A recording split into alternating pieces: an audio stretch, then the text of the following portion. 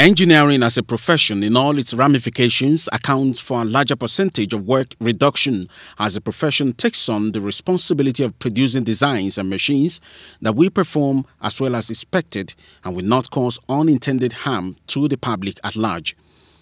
Engineers typically include a factor of safety in their designs to reduce the risk of unexpected failure.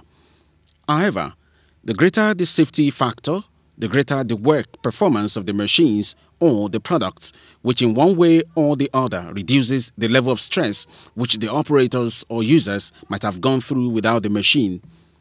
It is a known fact that engineering touches every aspect of human endeavor, arts inclusive, and this is why experts say that for engineering to live up to its expectation, especially in Nigeria, its performance rate must be effective. It's for us to be more proactive, to be more involved in engineering works, because to some extent, most of our engineering services are done by people from outside the country. I mean, foreign countries, well-developed nations, but our participation so far is not too much encouraging.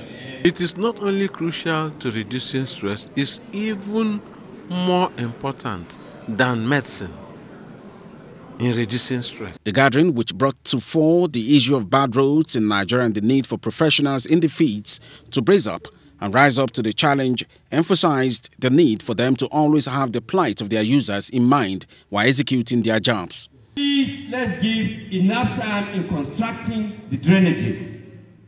And may we educate our people to maintain the functionality of those drainages.